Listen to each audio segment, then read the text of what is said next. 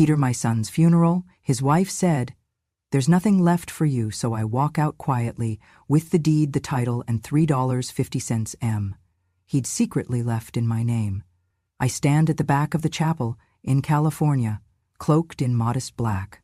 A quiet presence that seems almost invisible, yet every laugh, every whisper ricochets off my senses like a chorus. The scent of lilies clings to the air, but cannot reach the hollowness inside me.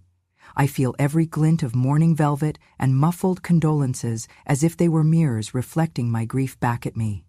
My son is gone, Daniel is gone, and here I am, present but erased, present but unacknowledged. I am a silent silhouette, a mother in black, moved to the margins of her own sorrow. The chapel doors creak, and Emma sweeps in with hesitant confidence, her heels clicking on the tile like a mock heartbeat announcing her arrival. She enters on the arm of a man I do not know, dressed in a suit too sharp, too confident, someone who belongs to ambition and greed. He carries himself like he owns everything in the room, scanning for approval in a sea of mourners and calculating eyes. Emma's face is composed, too composed, her lips pressed into a smug line that tells me she is thankful for my silence because now the stage is hers. I watch her approach the front pew with deliberate grace. No one offers me a seat here. She bows imperceptibly to the mourners, the room tensing before he kisses her on the cheek, a public display that tastes like betrayal. I swallow around grief. Emma's voice, low and bright, drips venom as she leans toward me. "Your son is dead," she says, crisp as a blade, "and now it is my time. There is nothing left for you." Her words hang in the hush, sharper than any eulogy, cutting me deeper than loss itself. This is more than arrogance. It is the final argument in a war I did not start. The man's eyes meet mine, and his gaze is a disdainful sneer, accusing me of intruding on a triumph they have styled as victory. For a moment, I am trapped in the darkness of his contempt, the awareness that my sorrow is seen as a nuisance. I do not cry, not yet. Tears would speak of vulnerability. Instead, I rise, each movement deliberate, measured, as though my body has finally remembered how to walk. I glide past the pulpit, past the hush, past the floral arrangements that do nothing to soften brutal betrayal. Emma flutters a look of disgust and I step out. She calls behind me in a voice dipped in cruel poise, "Do not sleep here tonight, Mother. You make things worse in places where decorum is required." The words linger like a broken promise as I exit the chapel's doors. Outside, the air is still. The sun catches on a headstone in the courtyard, turning it golden. I breathe in and out, silent and steady. I am no longer inside, but still shattering. I reach into the pocket of my shawl and withdraw an envelope sealed with thick crimson wax.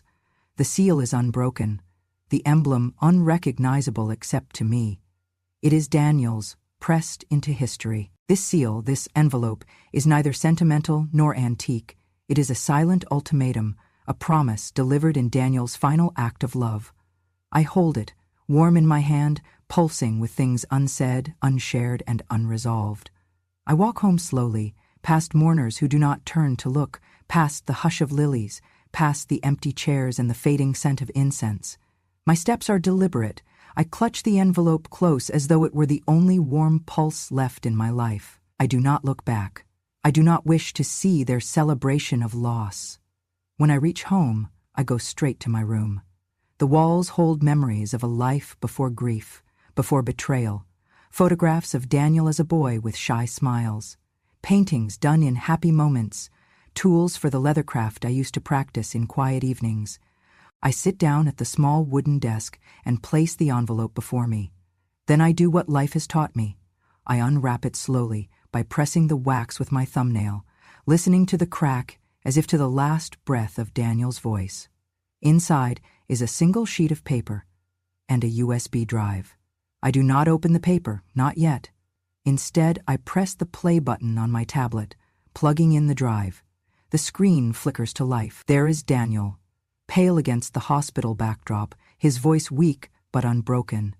"Mother," he says, "by the time you see this, I will be with your husband. Please do not grieve. Everything I have, My house, my investments, my savings, I have transferred to your name, and by the time you know, it will be done. Do not let Emma have a single cent. I classified her actions. She betrayed me. His eyes flicker to someone off camera, fear mixing with sorrow, and he finishes, no apology means more. Live, mother, live in your own name. I love you forever. And then the video ends. I sit at the desk. The envelope is open. My eyes close. I fold the paper. I cradle that memory, that impossible sacrifice. I breathe, and I finally let tears come, quiet and cleansing, tracing paths down my cheeks. Outside the window, the late afternoon light holds on to the day as long as it can, and I hold on to Daniel with every drop of grieving gratitude I still have breathing inside me. I used to be known as a leather artisan, crafting wall bags and belts with my own hands in the evenings, when the California sun finally let go of the day. My fingers knew every curve, every stitch, every fold. I once bundled up my first paycheck from a small export order, so proud I could hardly breathe. I had sold one of my bespoke leather wallets to a boutique in San Francisco, hand-cut, hand-dyed, hand-stitched, and the price affixed to it helped me feed my son through college. I never charged my son back, not for tuition, not for food, not even for the countless tutoring sessions I gave him when he struggled through math. I only hoped he would grow up kind. But Emma, my daughter-in-law, had a different view. I laid out a series of finished wallets on the kitchen table once, newly oiled and smelling rich with tanned leather, and Emma looked down at them as if they were clay pots from the dollar store. She said, loud enough for half the neighbors to hear, "Handmade leather looks like market trash. Who even uses that anymore?" I forced a smile, nodded, and packed the pieces away. The sting grew inside me like acid, not for my ego, but for the memory of the loving craftsmanship I had once poured into every stitch. Another time I painstakingly embroidered a leather handkerchief for my granddaughter's birthday. The baby pink stitching was so delicate, each flower petal soft with love. Emma saw me hand it over and threw it onto the couch. Handkerchief? How antiquated. We live in the 21st century, Mother. No one wipes their nose with handkerchiefs anymore. She laughed. My granddaughter, wide-eyed, touched the soft embroidery, but Emma brushed her hand away and told her to play with her phone. I left the room quietly, the handkerchief catching the afternoon light, just a fragile echo of a tradition no one valued. Then there was the local artisan fair. I took a whole collection of my best work, leather bracelets, card holders, a custom tote with inlaid floral pattern, and everything she'd taught me about sourcing fair trade dye. I brought them there, hoping to show my granddaughter that creation is better than consumption. But I overheard Emma whispering to her friends, "Who would look at old-fashioned leather art? That is so out of date." They laughed. Only one passerby paused and touched the embossed petals on the tote, nodding and buying a bracelet. That was enough to keep me going. All these moments tended to spin themselves into my memory like threads unraveling in the night. I remembered spending hours stitching that wallet that saved Daniel's tuition. I remembered the sacrifice, selling one piece of my craft for a price higher than I ever imagined. I thought Daniel would remember, but he never mentioned it. After Daniel's diagnosis hit, aggressive, fast-moving suffer, I had sold what I could to keep him comfortable. That final wallet sale put us over the edge enough for a treatment his insurance denied. He was weak by the time he held that worn leather piece in his hand and pressed my tear-wet cheek, saying, "I love you, Mom," the way only he could when life was slipping away. Those words did not sound petulant or heroic. They were real and heavy in my chest. But Emma never referenced that moment. She never spoke of it. It never made it to any authority or conversation. It simply remained a memory between a dying child and his mother. Now I stand amid grief that has been commandeered by another woman's ambition. That woman, my son's wife, treated my life's work as though it were little more than paper to be thrown away. The irony cleaves me in two. A career built of love, deemed worthless in the eyes that should have seen it as the inheritance of devotion. That day I closed my eyes and let the memory sink in. Every stitch, every scent of tanning oil, the quiet nail filing in the quiet evenings, the thrill of exporting those tiny orders, the modest pride that filled me. When I finally opened my eyes again, I wasn't angry. Not exactly. I was fortified. Everything I had built with my hands, everything my son stood for, including his final act of love that he had confided into that sealed envelope, was intact. My work, uncelebrated and ridiculed, still tethered me to the truth that I had never stopped offering the craft of care, and that some small thing inside me remained unbroken by mockery. I left the ashes of that display table behind, and carried those memories with a quiet pride that could not be erased by shallow laughter or polished sneers. In the stillness that followed, I thought of all the lives like my granddaughter's that could be touched by the skills becoming rare, and I knew that whatever meager value the world placed on them, I would keep them alive, quietly, with the same precision I once pressed into every stitch. In that moment, I folded the shame until it became a shield, and something quiet but fierce kindled inside me, the knowledge that preservation carried a power greater than prestige. I entered my son's lawyer's office that afternoon with a heart both heavy and oddly steady, holding a sealed envelope in my gloved hand that felt like the weight of everything I had lost and everything he still gave me.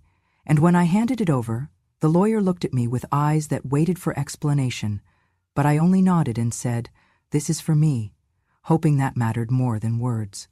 The envelope was opened with deliberate care. The wax seal cracked softly like a sigh, and inside there was only a USB drive with Daniel's handwriting on it. Final message from Daniel Reynolds. My fingers trembled, but I did not pull away. I held it, and I felt a tremor of life in his handwriting.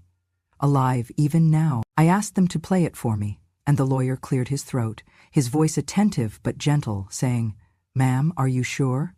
I nodded firmly and said, "I am my son's mother. I need to hear his voice." The video flickered to life on the screen. There was Daniel, gaunt from illness, laying on a hospital bed, with tubes in the faint rhythm of machines behind him. His voice was quiet, tender, fractured by pain, but laced with clarity. "My beloved mother," he began, his eyes steady on the camera, "by the time you see this I will be with your husband. Please do not grieve for me. Everything I had I have made sure is yours. My house, my investments, every dollar I could touch." Pause, his breath trembled. "I know this is hard, but I need you to know Emma betrayed me. She poisoned me bit by bit in ways I trusted her not to until it was too late." He closed his eyes briefly and then continued. "She will expect to benefit, but I do not want her to benefit from a single cent." I closed my eyes and clenched my teeth to keep from sobbing. "I love you, Mother. Please do not seek revenge. Live for both of us." Then the screen went black, and for a moment all I could hear was my own breath, quick and ragged. I staggered, and the lawyer stepped forward, worry in his eyes.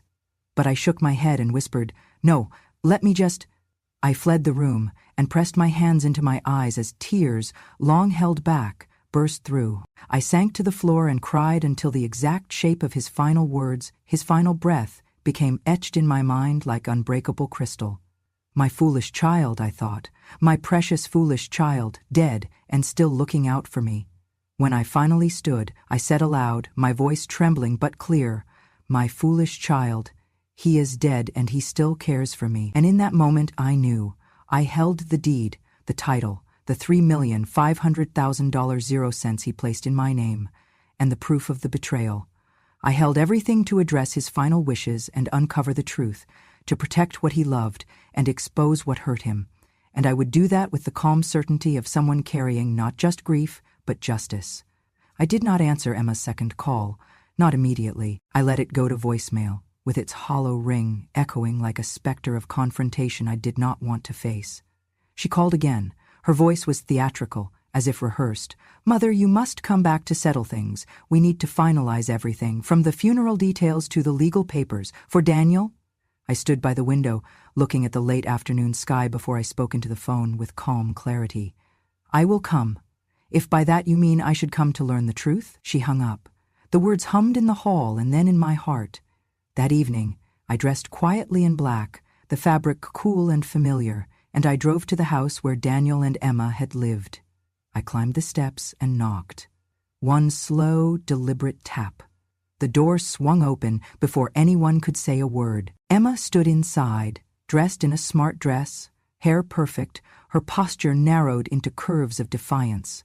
her lips pressed into a mask that said, "Watch me." Family members lurked nearby, whispering about division or inheritance or drama, barely masking anticipation. She held up a legal pad with a line to sign, a waiver of inheritance rights and final estate documents. My chest tightened, but I looked at her through steady eyes and asked, "You wish me to sign over what Daniel spent so many sleepless nights building?" Her face contorted. She said, with a look of contempt that slammed harder than words, "Just sign it, or I will have the attorney do it in probate. You have no claim, Mother." The room closed in with polite eyes and decorum. Then I reached for the inner pocket of my coat and withdrew the USB drive. Once it was in my hand, I pressed play without hesitation on the speaker the lawyer had kept discreetly placed there. The video came to life in the hush. It was a clandestine camera angle of Emma and her lover in the kitchen, arguing in low voices not meant for anyone else's ears. One voice, cold with calculation, said, "He will never know it's poison in his tea if we stagger the dose." The other laughed, harsh and mirthless. The audio was clear, damning. My heart slowed as the family's faces drained color. Emma's lips parted, her eyes widening in silent horror. Her lover lurched backward, a flash of panic breaking through his arrogance. The hush became an avalanche of truth. I stood, unwavering, and spoke. Each word carried the weight of betrayal and love. I no longer need a cross to tell who died on it. Silence swallowed my statement whole. The man bolted backwards. Emma collapsed into a chair, her composure in tatters. For a heartbeat, the room held nothing but that single sentence I had spoken, ringing louder than thunder. Then Emma screamed. "You are a murderer!" she cried. But I shook my head. I just said, quietly, "No, your actions were. And now the truth is here." She clutched her throat like life was slipping through her fingers. Her lover was already disappearing toward the back door, hedging his way out. I turned and walked toward my car. As I passed the small crowd, their faces were pale shells of anticipation. Whispers began to rise. Did she just accuse them of murder? Where's the police? I did not look back. Outside, the evening air was heavier than usual. I walked out and paused by the car. I pressed the drive in my pocket again, the small device holding my son's final message and the poison plot. I whispered to myself, "He made sure things were in your hands, Mother." Then I drove off. Over the next 2 weeks, the legal wheels turned swiftly. While Emma's attorneys petitioned for probate, Daniel's sealed will and signed property transfer took precedence in court, a quiet assertion of his final wishes. In the rearview mirror, I saw Emma standing in the doorway, her back to me, hands clutching her face. I felt no joy in her anguish. I felt only the sanctified calm of grief defended by truth. I had no need to scream. I had exposed the lie with only one sentence. I had revealed the heart of evil with the quiet proof of deception. And I knew now, with gritty clarity, that the estate, the house, the savings, they were all his to bequeath, and in the mechanics of justice and love, they were mine, rightfully, and he had left them to me. I drove home through the fading light, each mile bringing me closer to a life I once knew before grief became the only inheritance I held. The small garage, once my workshop, waited silently, tools lined neatly in wood-grain rows and leather scraps hanging like tawny ribbons. I stepped inside, the scent of oil and aged leather rising like a memory I thought had been buried forever. My hands trembled, not from weakness, but from the sudden rush of recognition. This was the cradle of my livelihood, and the seed of every sacrifice I made for my son's future. I set down the sealed envelope that had held his parting message, the deed, the USB, the video, everything, and I turned toward my tools. I picked up a worn leather hide, one I had bought for the academy, heavy, vegetable-tanned, warm to the touch. I traced my fingers along a fading pattern I had once created, smelled the leather that had smelled like promise, like possibilities I had aimed to sell at craft fairs. The quiet of the garage swallowed me and released something dormant. Purpose. I began working.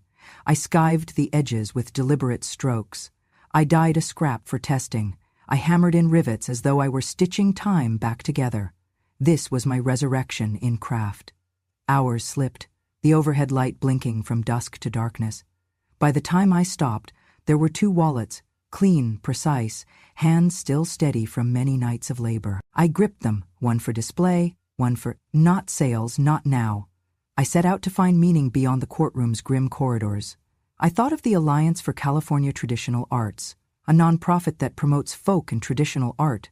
I remembered how they offered grants and ran exhibitions celebrating traditions so many only nod along to. The next morning, I mailed a letter, attaching images of my craft, and a note explaining who my son was and who I am. I asked if they would consider exhibiting my work to show that artistry remains a silent testament of life, even when one is forced from inheritance by betrayal.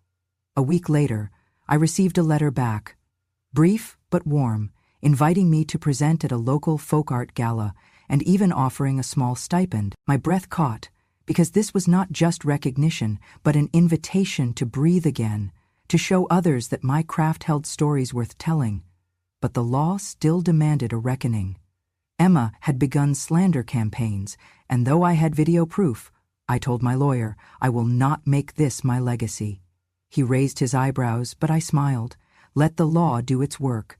I need space to create life again, not fight old ghosts. So we executed the deed, settled the estate quietly, and transferred ownership cleanly. No public battles, just legal acknowledgement of Daniel's wishes and my rights. Then came the eager phone calls, youth centers wanting to host workshops, community colleges asking if I would teach.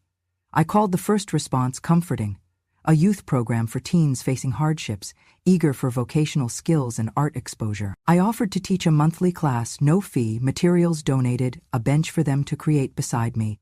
I found myself standing before a circle of teenagers, hands flinching when they touched the leather for the first time. Their eyes widened when I showed them how to thread a needle, how to crease and burnish, how patience becomes precision. Their laughter filled the studio.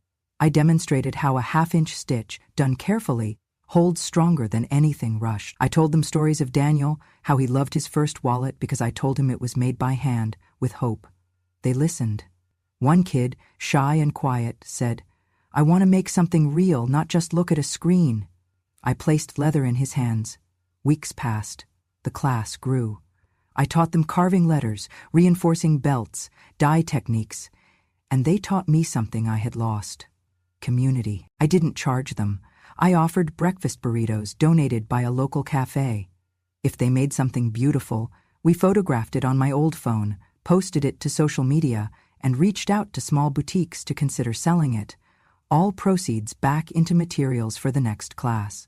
I opened my home occasionally to them. My garage and yard became a humble atelier, full of energy and hope, and somewhere in that creative hum I found that grief could transform into guidance, betrayal into teaching, a broken inheritance into community investment. I did not know whether Emma's legal actions continued. I did not care anymore. I had learned that justice did not need to echo in court. It could whisper in a craft classroom where a teen learned how to make something belong. And if someone asked why I taught for free, I would say, because my son wanted me to live. And by teaching, I keep living. A few months later, I mailed a check from the small proceeds to the Alliance for California Traditional Arts, enough for a grant in Daniel's name to preserve one local artisan tradition each year. I wrote, because life is more than fading shadows. It is the hands that hold what was once lost. And I signed, Martha Reynolds, artisan, mother, survivor. I look around the workshop now and see wallets with initials, bags with faded lines, belts with personality. I see traces of students learning how to shape what matters. I know I am not rich, not yet, but I have everything I need. My story, my craft, the quiet beat of renewal. That was what he left me. That is what I still build, in leather, in legacy, in love. I heard about the lawsuit through my lawyer's voice on the phone, flat and confused. Emma had filed a complaint accusing me of copying and stealing artisan designs. Emma's lawsuit was less about design and more a furious guard of her claim to Daniel's assets, a strategic move to discredit my genuine craft and pressure me into relinquishing any legal ties. The accusation was as absurd as it was cruel, like a bat swinging wildly in the dark. They used social media to amplify it, brandishing images of my leatherwork alongside bastardized knockoffs with tacky borders and sloppy stitching, and they broadcast headlines, "Velvet Granny stole my branding, artisan or imitator." My name became a meme overnight. Emma had spun me into a laughingstock. I watched the comments roll in. "Grandma have a midlife crisis? Art theft from your daughter-in-law's stepmom?" Every barb stung, but I did not speak. I did nothing public. Instead, I sat quietly in my garage, stroking the edge of a dyed leather strip I had just cut, and I allowed calm determination to rise through the insult. I compiled proof. Photos of me teaching kids free leatherworking classes, invoices showing I had purchased dye and leather overseas ethically, thank you letters from the youth center, and the grant acceptance letter from the Alliance for Traditional Arts. My lawyer posted a calm rebuttal online. "These are records of an educator and artisan. Any claim of theft is baseless." The posts took a day to circulate, then resonated. Messages landed in my inbox. "I have your back, artisan granny. Ignore the hate and keep making art." The scale had shifted. Meanwhile, law enforcement quietly began investigating Emma. They had the wired confession, the evidence of poisoning, the will forgery, the admission that she coordinated with her lover, all of it. I did not advertise her crimes. I didn't post about them. But the case dragged into court. The day Emma was charged with conspiracy to commit murder and fraud, the room in the courthouse was packed. She stood behind her attorney, makeup perfect, but the cameras with their lenses fixed on her cracked the facade. And when the narrative broke nationwide, Emma, the Black Widow of California, I sat quietly on the gallery bench, listening to news anchors read the indictment out loud: poisoning spouse, conspiracy to kill, property fraud. The moniker haunted her across airwaves and social platforms, an irrevocable label. Her lover was arrested the same day. The pair who had once paraded their triumph turned into fugitives in the headlines, desperately filing motions for bail and leaking sobbing declarations. The world no longer laughed at me. They were too busy recoiling from her betrayal. Throughout it all, I stayed home. I continued my classes. I greeted every student with a smile and a clean workstation. In the daytime, I taught them how to trace patterns. At night, I sewed quietly by lamplight. I never gloated, never claimed revenge. A mother's justice, I learned, was quieter, woven into tenderness, not headlines. The newspapers balanced out. The local paper that once ran Emma's diatribes now ran a spread. From heartbreak to legacy, how Martha Reynolds is building community, one stitch at a time. They came to photograph the workshop, leather shards, small hands learning art, Martha guiding them with firm but gentle hands. She had become a local hero, a soft warrior for truth.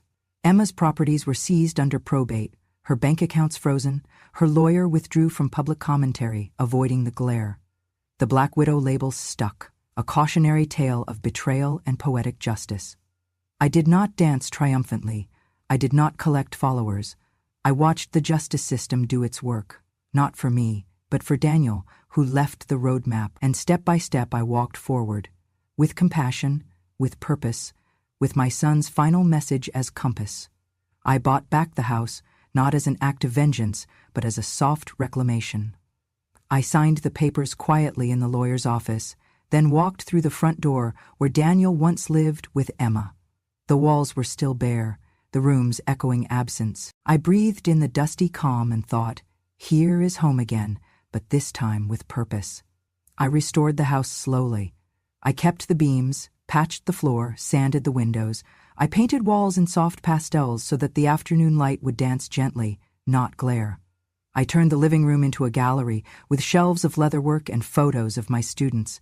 I retrofitted the garage into a studio, leaving space for tools and talents to be born anew. For the bedrooms, I furnished simple but welcoming furniture, second-hand chairs, hand-stitched curtains that let dappled light filter through, and rugs that spoke warmth underfoot.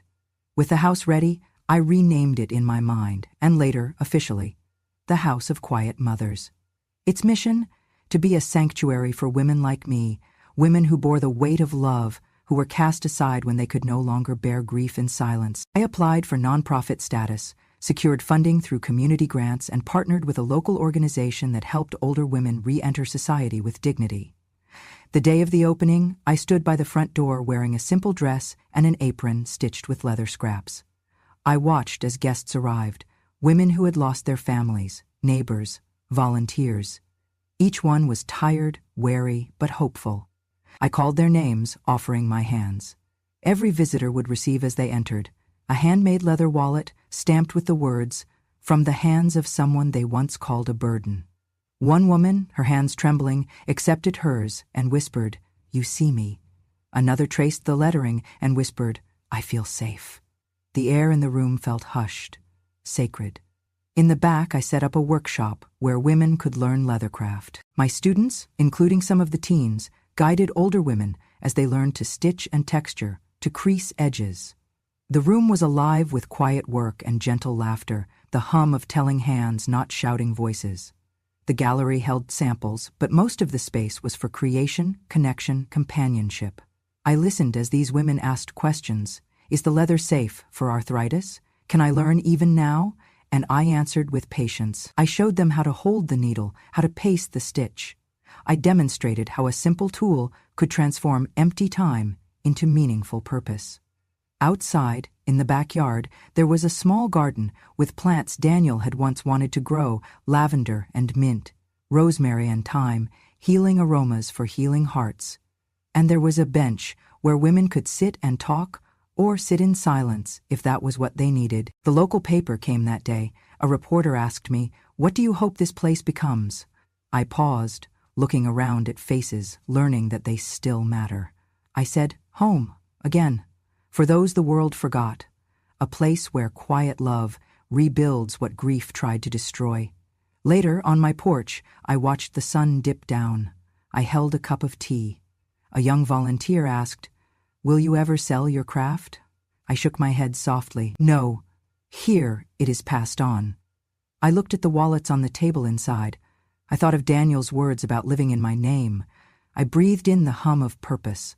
The house stood not loud, but comforting. I did not rebuild just a home. I rebuilt what Daniel trusted me to remember about compassion and creation. And as twilight settled, I knew his quiet legacy was living, and the House of Quiet Mothers was its heart.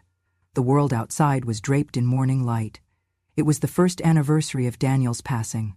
A knot had sat in my chest since sunrise, not grief exactly, but the pull of absence.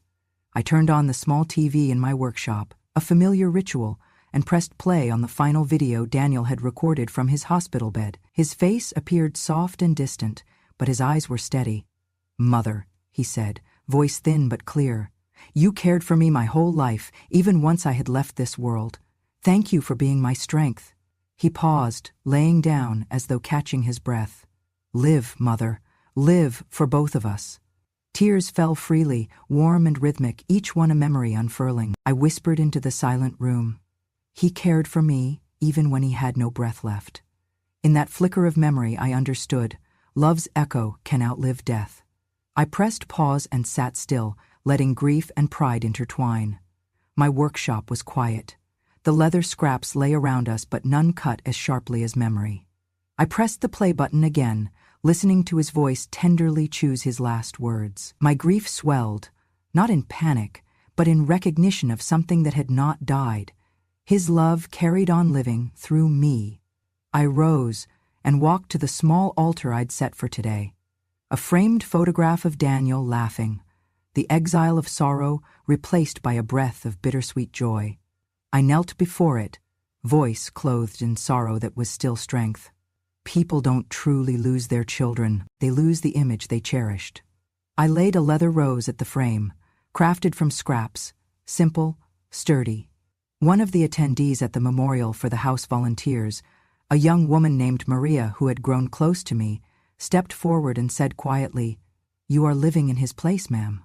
Her words were not accusation, they were truth. I felt the weight of them calibrate me. In that moment I realized I was not surviving for me, I was living for both of us. Later that day, I stood before a small gathering of community members who had come to honor Daniel's memory. I held one of my handmade leather bookmarks, simple and smooth, embossed with a quote, "Love does not end, it transforms." I looked at the faces measuring me, measuring themselves. Then I spoke. I was once defined by my grief, a mother betrayed by silence and hatred. Now I carry forward love by remembering what matters. I offer this message to the world. You do not need blood to be called son or daughter. And I, just needing to offer my smile again, is all that remains priceless. The crowd nodded. I felt their hearts open. The room held quiet reverence, not pity. In the days that followed, people wrote to me. Some told stories of lost children, of mothers left behind by grief. Others shared how learning leathercraft gave them something to hope for, something to build. I never sought fame. I sought belonging. And over this year, it has grown, not in the noise of headlines, but in the slow flowering of connection. That night I lit a candle and placed it beside Daniel's photograph. The flame trembled, touching his face in gold, as though continuing his quiet voice. I watched it burn and whispered, "Your voice lives in every hand I guide, every stitch I make, every life I hold." Outside, the house of quiet mothers stood calm under moonlight. Inside, hearts that were once silent discovered a strong beat moving again. I closed my eyes and thought, I am not alone. He is not lost. I breathed out, steady and full. I am living _. If this story touched something quiet in your heart, then you understand. Justice doesn't always arrive in the courtroom. Sometimes it walks on quiet feet. Sometimes it speaks with a mother's voice. If you've ever been cast aside, silenced, or underestimated, know this. Your story still matters. And here on Grandma True Stories, we remember. Out loud. So if you want more true stories from the quietest woman in the room, stories of betrayal, survival, and quiet revenge, subscribe to Grandma True Stories. Because wisdom doesn't shout, it remembers. And when a grandma speaks, the world listens. Thank you for being here.